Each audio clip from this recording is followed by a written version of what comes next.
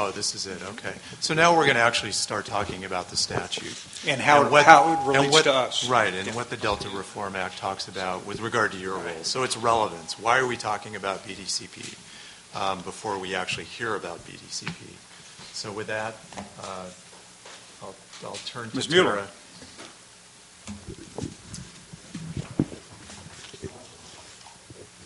Well, thank you very much. I'm really pleased to be here, and I appreciate the invitation to be here to make this presentation. This slide right here provides a very good overview of what the statute provides, and I'll touch on that as I go through the presentation. But as I'm sure you know, basically in general, 85320 of the Water Code has certain criteria.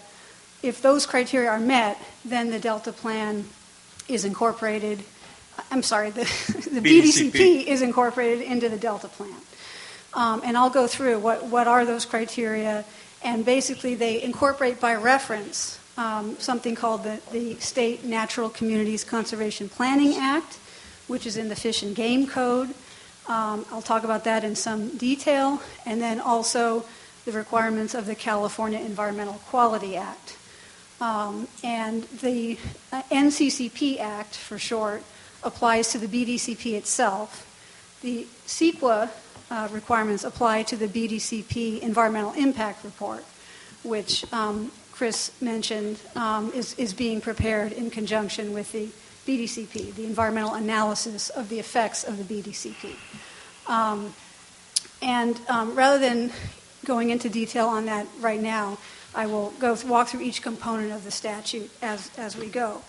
But what I wanted to do first, before we launch in to the specifics of 85320 and the NCCP Act and CEQA, is talk about what is the basic legal foundation for the BDCP, because I think that's very important to understand what this process is and what it's designed to do. Chris touched on it a little bit.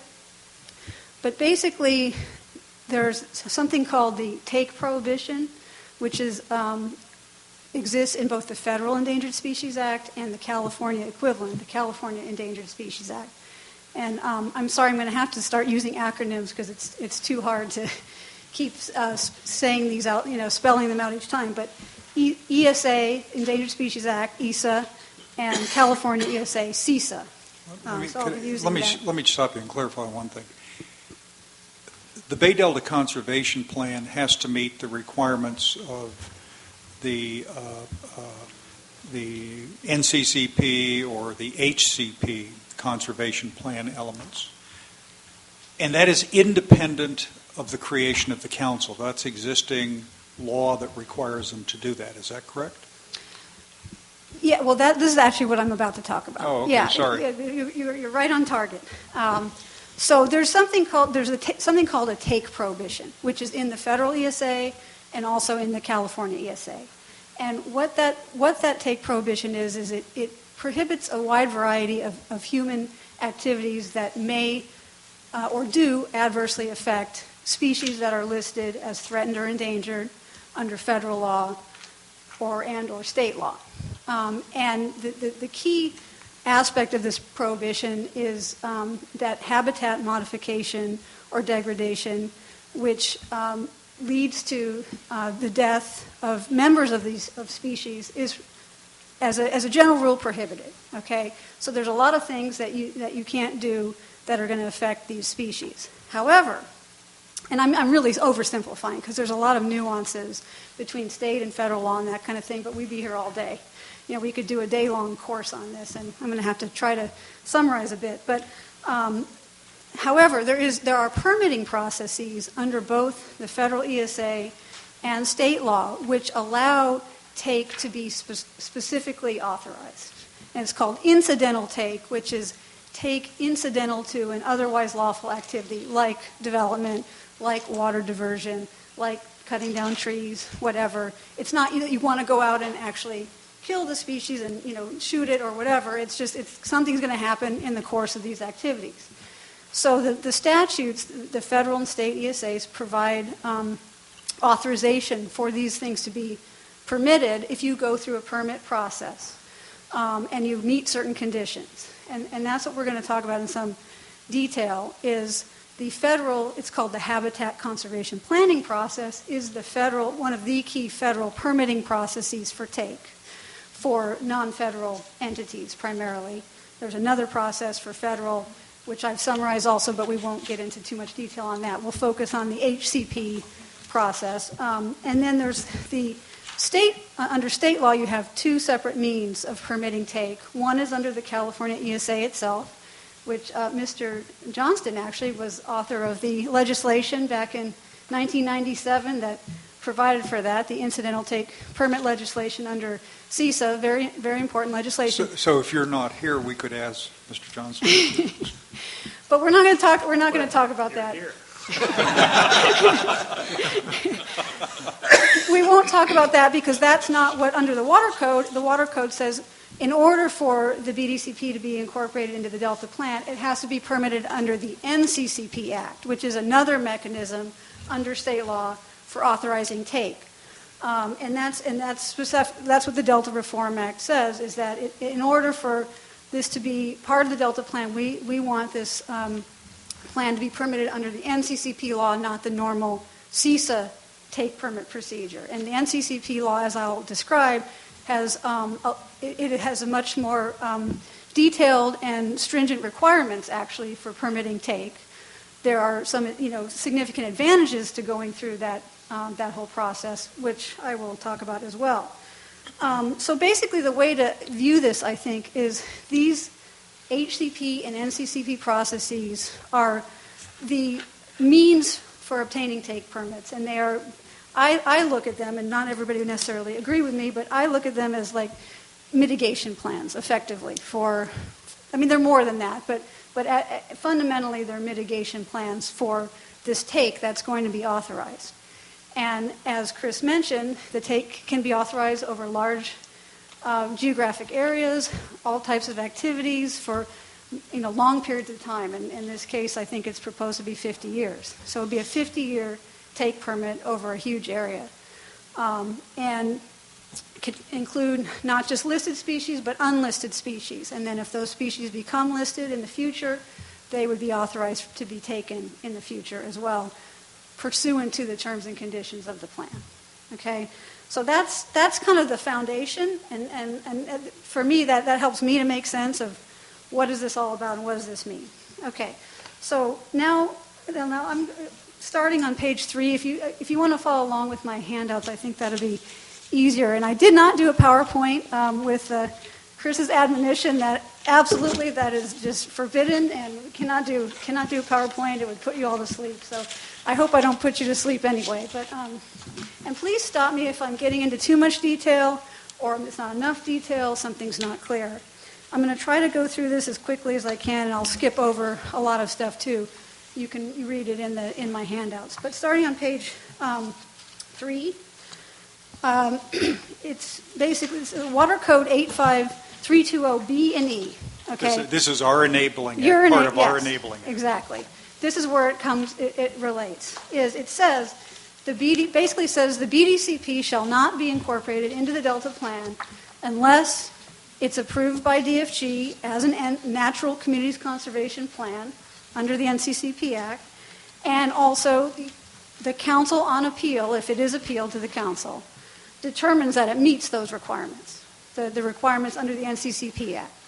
Okay, so it's incorporating by reference the NCCP Act. Well, what are these requirements? Okay, there's a load of them. There are a lot of them. So the next slide there on page 3, do all of you have that handout, by the way? This is your handout? Yeah, yes, I'm sorry. It's entitled Ms. Mueller Supplemental. gave us agenda item 9. It starts off entitled Supplemental Background Material for agenda item 9. Yes, exactly. Okay, it's in your packet? Yeah. Should be in your packet. If it is not, let us know. I think it'll be easier because I otherwise, and I apologize for the web viewers, they don't have this, but I assume it'll be posted on the web at some point. So what is the purpose, the primary purpose of the NCCP Act? What is it? It is basically what it's designed to do is provide landscape or ecosystem level protection for multiple species, multiple habitat types, and preserve large interconnected areas of habitat to conserve these species, while at the same time allowing what they call for compatible and appropriate human uses of land and water. And I've just quoted one portion of the statute, but there's other sections that talk about this as well. That's the overarching thing. So we want to have large-scale habitat preservation that basically provides ecosystem-level protection for these species, while at the same time, okay, where are we going to direct originally it was designed for development in Southern California. So some of the concepts don't fit exactly, but it can also be applied in resource use and extraction contexts as well, like the BDCP, where you have water management and operation. So where are you going to, what types of human uses are you going to allow while preserving these species? Going to the next slide on page 4. So as I mentioned, so what is an NCCP? What is it? It's a plan. As I mentioned, it's the basis for issuing take permits for state-listed species under the NCCP Act. And the key part of the plan is it has to have these measures to conserve and manage whatever species are covered under the plan. I'll talk about covered species in a minute. And what is conserve? Conserve is a key term in this statute. And this is what really distinguishes this statute from the California ESA. That's the higher standard required under this statute. Conserve is defined specifically to mean all measures necessary to bring any listed species to the point at which it's recovered. That listing is no longer required, basically. So it's designed to recover the species. For the listed species, for unlisted species, it's designed to maintain or enhance these populations if they're not yet listed, but prevent them from declining further so they don't become listed in the future. And so that distinguishes under CISA, you have basically what's called a no jeopardy standard. That's also under the federal ESA, which is keep them from going extinct or declining. And don't impair recovery, but you don't necessarily have to make affirmative contributions to recovery. Under NCCP, you do. You have to make affirmative contributions. Excuse me, Tara, is listed the same as endangered or not? Yes, I'm sorry, I didn't clarify. Listed can mean endangered or threatened. Species can be listed as either. Endangered is worse off than threatened. But threatened is, rapidly going towards endangered. So declining population. Exactly. But they've gone through a formal process to be designated as endangered or threatened. And under state law, it's the Fish and Game Commission that does that. And under federal law, it's the Fish and Wildlife Service and the National Marine Fisheries Service, depending on which species. National Marine Fisheries Service deals with anadromous fish and marine species primarily. Fish and Wildlife Service deals with other types of fish and terrestrial species. Fish and Game Commission and state law deals with everything. And also plants can be listed as well. It's not just fish or wildlife, it's plants too. Some complex things about plants under state law, but I won't get into that. Anyway, so what does this mean though? Because let's say if you have a species, the whole range is within the plan area. That's a pretty, basic situation where you would have to do everything possible to recover that species under the plan. But if the species has wide range, there's only a portion of the range in the plan area, then, maybe you just have to, do actions that would contribute or assist in the recovery. There's a lot of complexities about it that we can't really get into, but that's the basic idea. So covered species. So each plan has to have a list identified of what are the species and habitats that are going to be, quote, covered by the plan. These can include listed and unlisted, as I mentioned. And these are the species that are going to be authorized to be taken under the plan, specifically authorized for take. The plan in exchange, though, has to have specific measures to conserve, which is what I mentioned, the recovery standard for these species. And the Department of Fish and Game, which is responsible for approving the plan, has to make specific findings about why coverage is warranted, what's the basis for coverage, and all of that. And there can be regional or landscape level type measures, or they can be site-specific or both. And, whether they're going to be regional or site-specific will depend on the status of the species, will depend on, as I mentioned, whether all or a portion of the range is in the plan area, the quality of the habitat in the plan area, a whole variety of things that, we can't get into today, but that's the basics. Okay, so the meat of it, what's the meat of it? We're on page, what are we now? My pages are different from yours, but 5. So the criteria for plan approval. There's the statute, the NCCP Act contains many detailed criteria for plan approval. I'll try to go through these quickly, so this doesn't get to be too much like a law school class, but the statute actually if you read it, it's very well laid out. It's based on the principles of conservation biology. That's kind of the idea behind the statute. The first requirement is that the plan be developed consistent with a planning agreement, and that's the agreement that all the parties, the initial participants in the plan, in this case DWR, Bureau, some of the water agencies, I think some environmental groups, a whole variety of people signed a planning agreement, and this was some years ago now, to guide the planning process. But the statute says that there's certain things that have to be done during the planning process, and if you don't do that, you can't get the plan approved.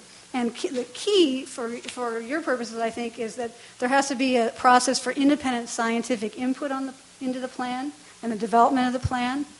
And there has to be a panel of scientific experts that provide recommendations on the conservation strategies, on adaptive management and monitoring, which I'll get into in a second, identifying where there are data gaps or uncertainties. So that's a really important aspect of the statute. There also has to be public participation and coordination with federal wildlife agencies, which has been happening, it seems like. So anyway, so that's the first criterion. And then the next one is there's a lot of detailed requirements about what do these conservation measures have to do.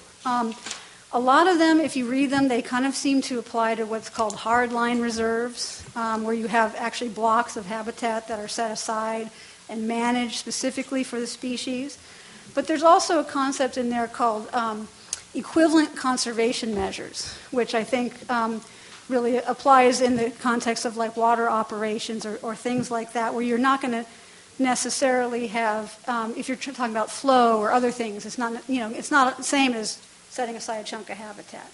But they still have to meet the same standards. Well, okay, let me just stop you there. Under state law, and we're still talking here about state law. That's right. Under state law, it is possible to successfully satisfy the state law if the equivalent conservation measure is of a different type from the damage that's being involved. So, you could satisfy a habitat issue sometimes with a water balance, or vice versa. Or do I misunderstand you? Well, no, actually, what the statute says is that you have to provide protection for habitat on an ecosystem or landscape level, and it specifically says through creation and long-term management of habitat reserves or other appropriate measures that provide equivalent conservation value to the species. Well, let me ask a question. Is the equivalent conservation measure contrasted with a habitat reserve only a habitat conservation measure? I'm not sure I totally understand what your question is. What I'm trying to figure out is an equivalent. Give me an example of an equivalent conservation measure. Just what?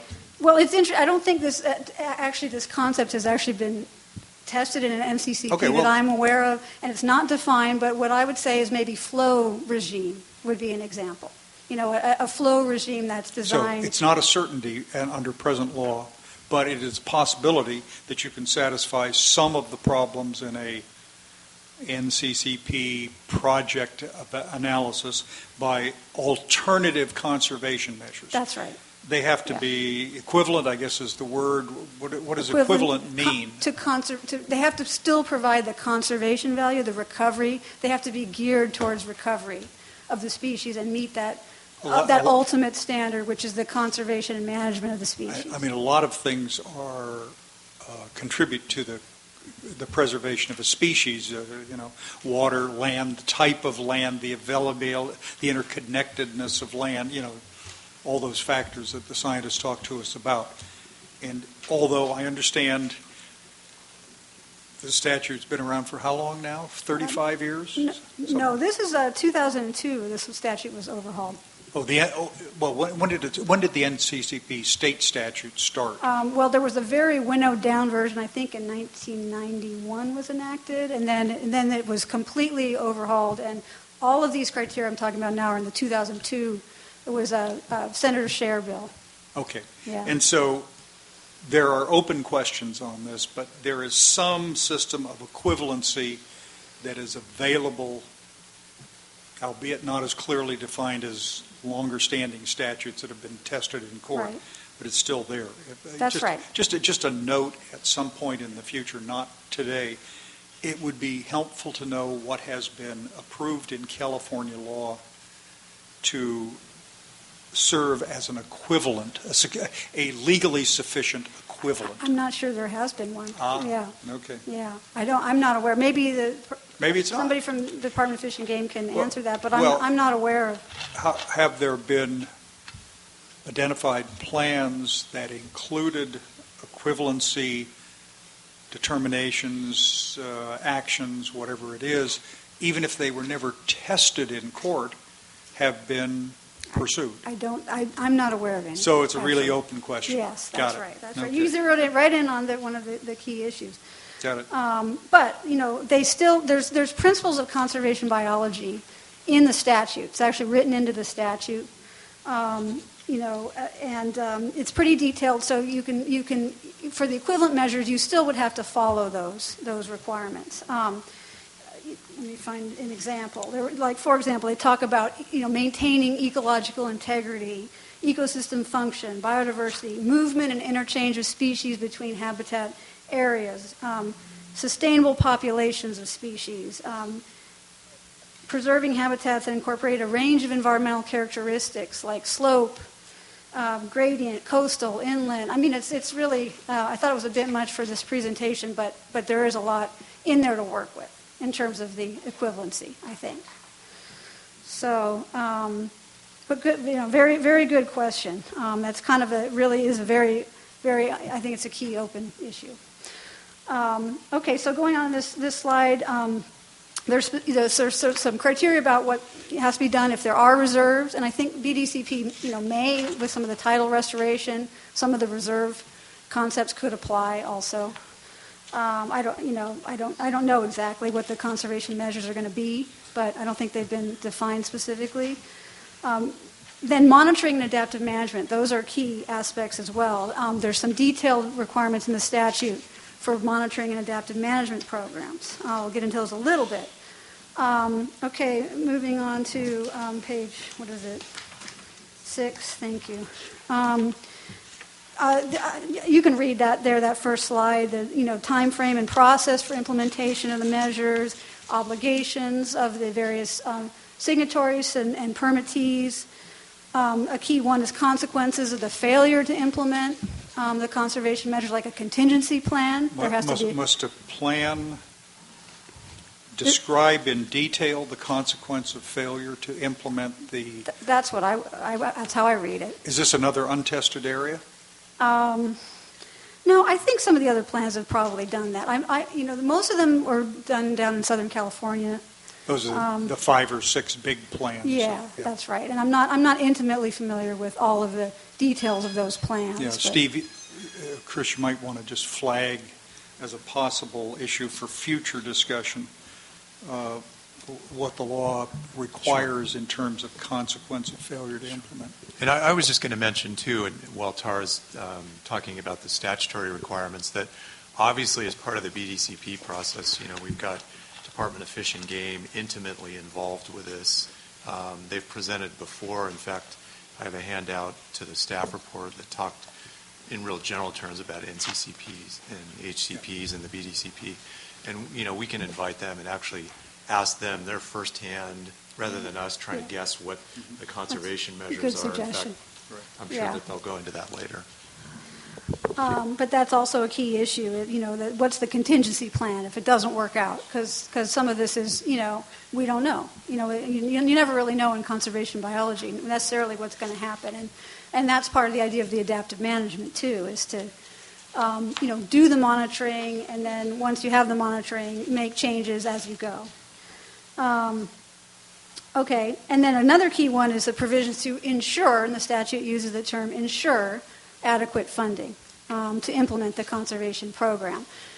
There's no case law under the NCCP Act for this, but there is some case law under federal law. There's a similar requirement, and basically, the case law seems to say there's not a lot, but that if the funding is contingent or speculative or third parties, it depends on actions of third parties. There has to be some kind of guarantee in the plan or backup plan for providing that funding, because it is an insured funding requirement, which does mean something. So, but it's not totally clear what that means, and I think you have to look at that on a case-by-case basis as well. Is it really insured?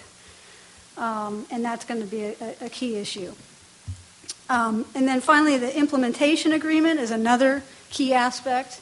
I have some slides on that, which really has a lot of detailed criteria, again, in the statute about what an implementation agreement is, what it has to do, requirements it has to meet, etc. Okay, so let's go into, is this too much, by the way? I mean, I can skip over some of this or Yeah, I think whatever. you've got to give a broad brush overview, and there will be endless questions as the months go by and details get fleshed out. But this is a good start. Okay, I'll try to go more quickly. And so now, what I'm going to talk about in the next few slides is just a little more detail about some of these criteria I've just mentioned. The conservation measures we've talked about a fair amount already, but there's some other key requirements in there about use of best available science. What is the status of the species and what are the impacts of the authorized activities on these species. The measures have to be tailored to the specific species that are covered and meet the biological needs of those species. And so basically what we're talking about is it's an ecosystem level, landscape level, but you also have to look at, are the individual species needs being met at the same time? And some of these plans cover a lot of species. It's not just, so sometimes you can manage it on an ecosystem scale because they're sort of occupying the same habitat. Sometimes you can't, though, because specific species have specific needs, and you have to account for that. Monitoring program requirements, there's a lot of requirements here in terms of you have to do surveys, you have to do periodic accountings of how much take is happening, and there has to be a cap on the take so you can determine whether the level of authorized take is being exceeded, schedule for monitoring, and then progress reports on a number of specific things. And those, again, are important. The progress reports are very important because it talks about, are we meeting the funding goals? Are we implementing the conservation goals? That kind of thing. And, how is the adaptive management going? How is the monitoring going? Is the plan effective? That kind of thing. Okay, implementation agreement. This is really just, this is kind of the way sort of where the rubber meets the road. It's basically a contract that all the parties sign, or not necessarily all the parties, but certain parties, the permittee and Fish and Game, and perhaps other parties, which says, here's what we're going to do, and this is what makes the plan enforceable, essentially. I won't go through there. I've listed here on a couple of the slides everything an implementing agreement has to do, and there's a lot of things in there. A lot of it does repeat what the plan itself has to do. But that's for good reason because, again, this is the contract. This is where, you have the enforceable requirements. Uh-oh. Okay. Could I just suggest, could we jump to the regulatory assurance part? Because I think that I'm almost there. The slides speak for themselves. The practical question is, why would anyone want to get in this process? And there's an exchange in this process that you've titled regulatory assurance. That's right. So you want to jump over. Okay.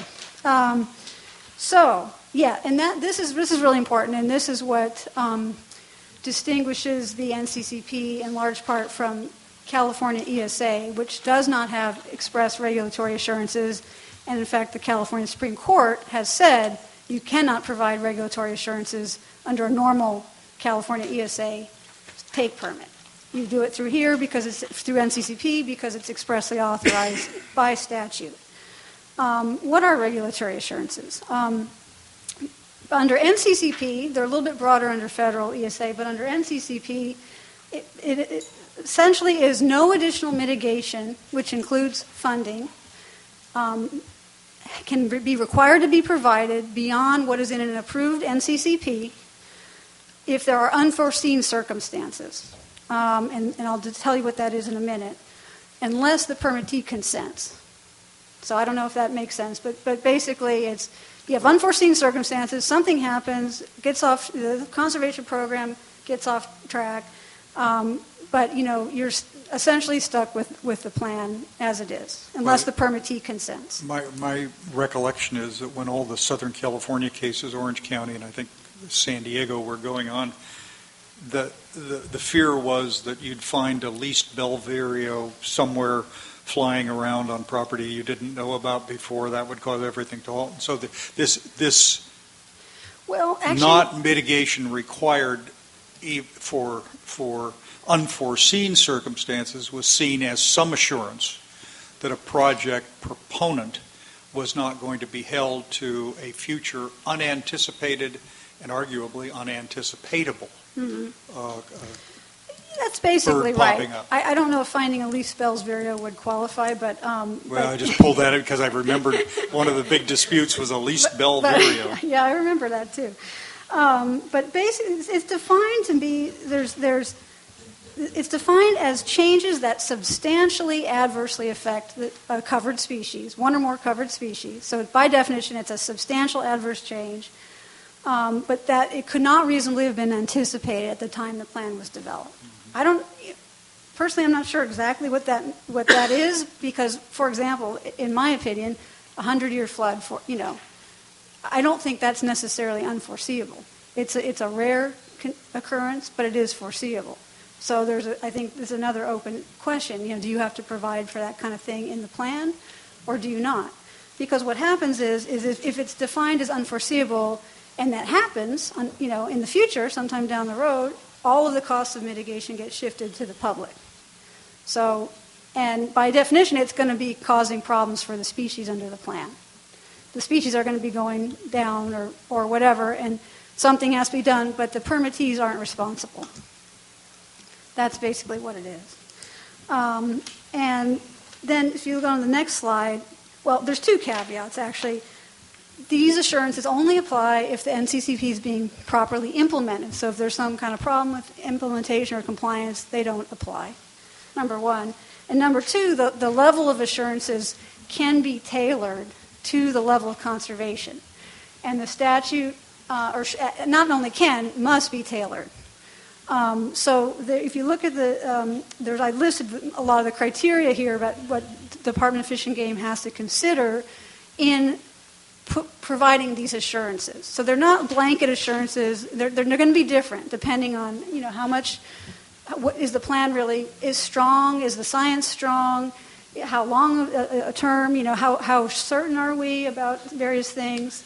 And you tailor the level of assurances to that. And that's there's a number of factors in the statute about that. So with that, could I ask? I think we've gotten a flavor for NCCP For the state law. For that part of it, and now there's also a compliance requirement with regard to CEQA with Another state law that we've reported on in the past. Would you like to hear some about that briefly? I think it makes sense probably to continue with the state law discussion before we turn to the federal law. Well, yeah, and actually I'm not really going to talk about the federal law. I mean, 85320E does say the BDCP has to be approved as an HCP, but I don't see that as necessarily part of the council's appellate role. It just says, I don't necessarily see the council is going to be making independent determination about the federal law. But it does say, if it's not approved as an HCP, then it doesn't get incorporated. But if it's signed off, even though somebody might argue that they shouldn't have signed it off, that's not an argument that anybody could bring to the council. Well, I don't want to give that opinion here, right now, but, that's not something we've really talked about. But we're focused on the state law for now, so Right. I think that. But federal law does have some similar. It's a little less stringent than the NCCP, but I've summarized it there in the slide, so I'm not going to go over that. Okay, so then turning to CEQA, 85320 also says that the BDCP shall not be incorporated into the Delta Plan unless it complies with CEQA. So what does that mean? And I see this is really geared towards the EIR, the Environmental Impact Report for the BDCP. So it's a determination, does the EIR meet these various requirements of CEQA? If you look at the slide on page, where are we now? 13, thank you. I list there, there's the basic components of an EIR, the project description, environmental setting, environmental impact discussion, mitigation measures, et cetera, et cetera. I can talk about, let's see, why don't we talk about the particular criteria that are listed? Okay.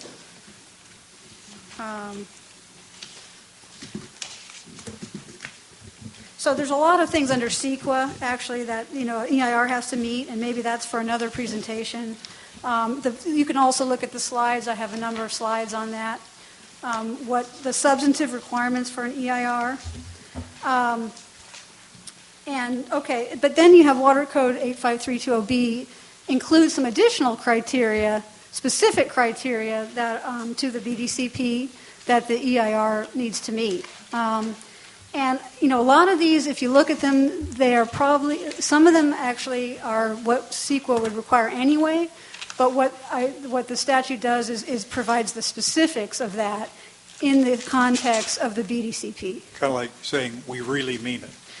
Yeah, kind of like that. I mean, it gives important detail, I think, about what the range of alternatives that needs to be discussed, what impacts need to be discussed. I've got several slides on that as well. Where are we? I shouldn't have done this two-slide perfect. 19, yeah, okay. So 19, you see there, there's so that the EIR needs to have a reasonable range of flow criteria, reasonable range of rates of diversion, and other operational criteria. Also operational requirements and flows to restore the delta ecosystem and fisheries under a range of hydrologic conditions. So I think those are very important criteria. Also needs to look at a reasonable range of delta conveyance alternatives, through delta, dual conveyance, isolated conveyance. Also needs to look at a line canal and unlined canal, pipelines. So, I mean, you guys can read the statute, and it lays it out, I think, pretty clearly. But that's just a summary. There's also requirements about looking at the effects of climate change.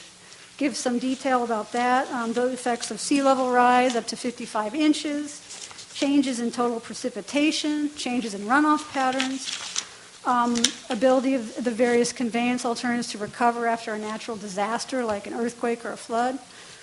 And then the effects of the BDCP on migratory fish, other aquatic resources, flood management, water quality. So there's a lot of meat there in that, and those 85320B criteria. And the EIR needs to look at all of those factors and analyze them. That was, I mean, I have a lot more in CEQA if you want, but that's basically going through the 85320 requirements. And then if you wanted, I could talk about the council's role as a responsible agency under the EIR, or under CEQA. Well, let's pause here just for a minute to see if there are questions by council members on this part of the discussion. before we go to the responsible agency stuff. Pat, did you? No. So, All right. so Don had a question. Excuse me.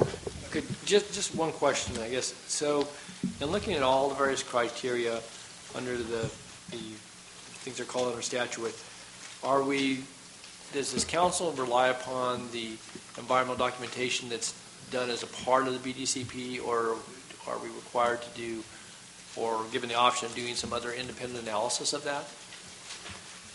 Again, depending on how it comes to us, either as responsible agency and or under the appeal, and I guess maybe I take it under the appeal. If this Right. came to this body on appeal, Right.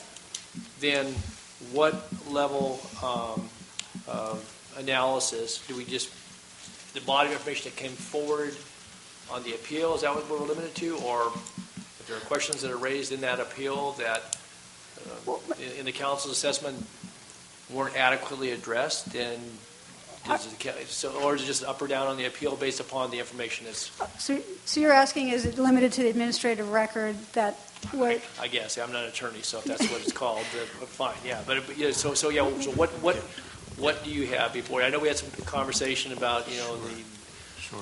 how that review is constructed potentially in the some months ago, I guess. Yeah. Right. No, that's a great question. And so, first, what we're talking about, maybe if I walk through kind of the process of incorporation and appeal first, it'll kind of fall into place. So, we've got the criteria laid out for incorporation. So, if Department of Fish and Game, which under the Delta Reform Act says they have a role in making a determination whether the BDCP is complied with this statutory provision, the 85320. If they determine that it has complied with that and it's been approved as an HCP, then the BDCP gets incorporated into the Delta Plan, mandatory incorporation. There's one provision in the Delta Reform Act that says that Fish and Game's decision may be appealed to the council. And so with regard to the appeal, as you correctly point out, back in 2010, this body deliberated on what we called appeals procedures for short. We have an exemption in our Delta Reform Act for having to go through the normal rulemaking process for rules governing appeals, but we decided that since the statute was fresh in our minds and we were figuring out our roles, that we were actually going to deliberate upon that at that time. And we spent probably 3 or 4 meetings talking, I think in particular, once we got through the covered action appeal, we focused on BDCP and the appeal.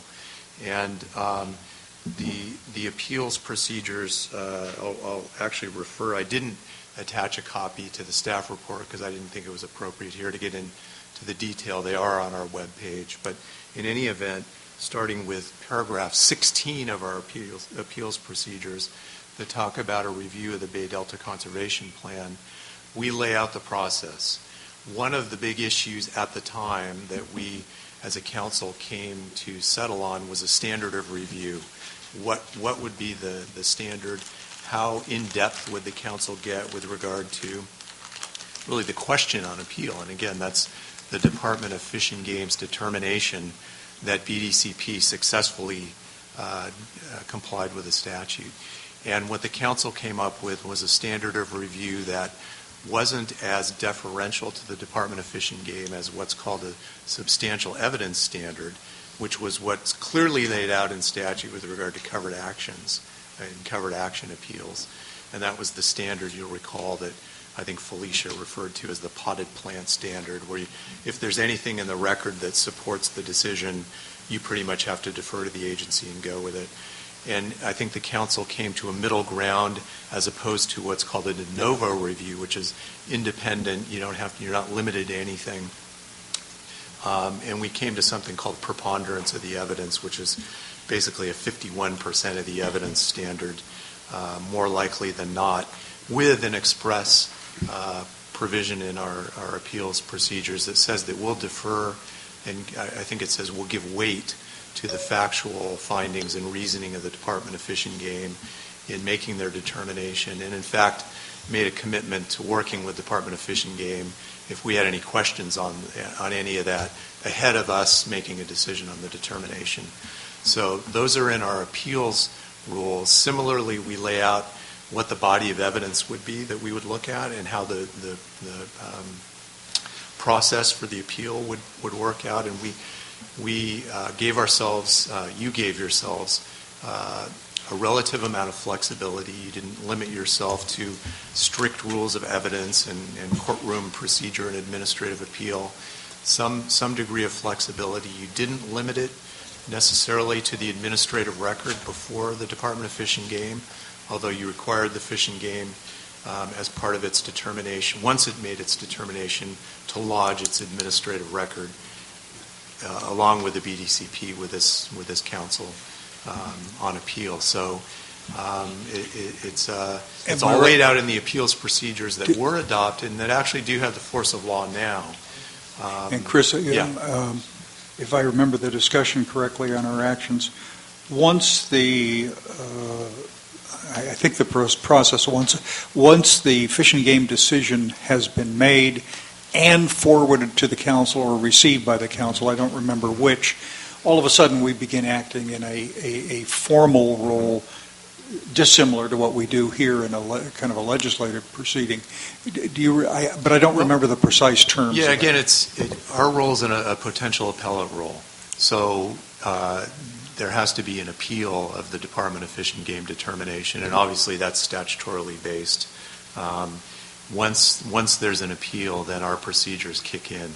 And again, we adopted them many moons ago. They're on our webpage. I didn't attach them, but it's a 30-day public posted. I think it's 30-day. There's a time within which an appeal must be taken. We included a statute of limitation after talking to Fish and Game and other participants of the BDCP, because obviously we don't want to be an unnecessary holdup to any worthy projects similar to covered actions. There's a statute of limitations on the filing of the appeal, but not on the decision. And so, Chris, again, and you can't anticipate all situations, and I don't want to spend a lot of time this afternoon kind of delving into that, but what if in the event that Fish and Game makes a finding, and there's an appeal file, but it questions some of the basis of factual information, or at least there was assumed to be factual information there, and this council then has before that questioning, how is it that without doing, I guess you can go back to the department, or you can ask some expert on staff, I guess, but how is it that you get some verification if those actually become issues of dispute in the appeal as to why it shouldn't be incorporated into the Delta plan? Right. If we limited ourselves to preponderance, some people put evidence forward, we're looking at that, but how do we validate, or I guess my question, can this council, under the rules we've adopted, seek either validation or verification? You can ask questions and ask the department to forward or bring the documentation forward, but who knows? And so if we're presented with that kind of a situation, does the limitation that we adopted relative to this preponderance evidence limit us in our ability to? No, it doesn't. Okay. No, it doesn't. Then that'll be the standard of review. Okay. But in terms of what we can look at and who we can ask questions of, what I'd like to reiterate is a good working relationship with the Department of Fish and Game. We entered into, I think, at the chair and vice chair's request, a formal MOU that this council actually ratified or adopted with Fish and Game. Mm-hmm. We've got provisions in that MOU that talk about working at the staff level ahead of any determination with regard to BDCP to make sure that there aren't any surprises. And this is in addition to the three roles that are laid out in the Delta Reform Act with regard to this council and BDCP. So, we're committed to making sure that if there are issues on the horizon that Fish and Game and others know about what we see as issues ahead of time, that in any event, if an appeal is raised, our rules don't limit us to the administrative record, and I think give us the flexibility to kick out appeals that are frivolous. Just like with the covered actions, we have the flexibility to make sure that the appeals are on point and that we're not. It's not just any. Right. Okay. Good. Thank you. I do want to mention, Mr. Chair, that when we adopted those rules, there was discussion by the council that after a period of time, but before the appeals process was used, we should bring back the appeals process and have it reviewed by the council one more time. So I expect that sometime in the next few months, it's not appropriate yet, but I think in the next few months at some point, those rules will show up again for you guys to at least look at and say, well, let it ride, or we want to tweak it this way or that. I'll go. I've got two quick Yes, sir. final slides here. Other council roles and responsibilities.